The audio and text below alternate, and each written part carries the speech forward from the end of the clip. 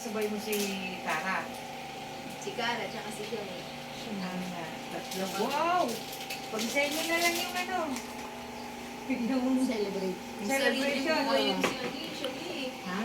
Hindi mo maano, hindi mo, Hindi mo- kahit anong plano mo, hindi talaga yun. Hindi siya nakatugma eh.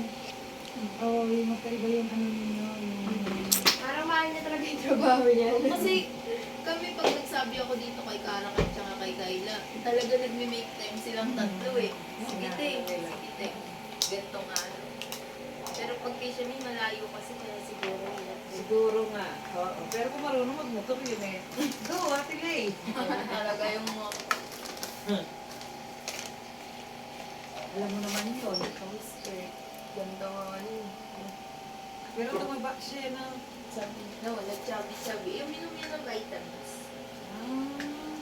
Oo nga, dati mukhang mahika yun si ano, di ba? Ngayon, ano. Lala naman ang mukhang mahika. Hindi totoo, parang kuba kasi siya dati. Pero ngayon, Yung isa yun, si Kwan yun. sino ba? Hindi, si siya may din. Siya may ba?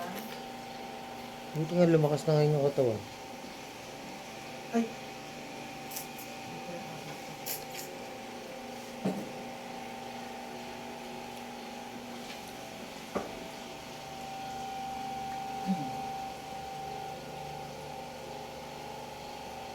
Kailan kaya tayo makapagdagat na tayo?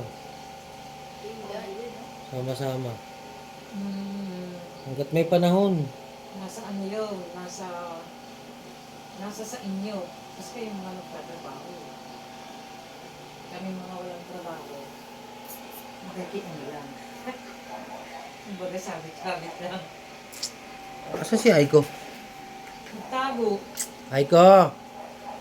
Halika nga rito. Halika rito. Ba't ka ba takot kay Tita Lelay? Ha? Aiko? Ba't ikaw takot kay Tita Lelay? Ha? Ha? Aiko? Bahala ka. Tawagin mo. Meron nga tuta dun sa daanan din sa bilihan ng mga pares.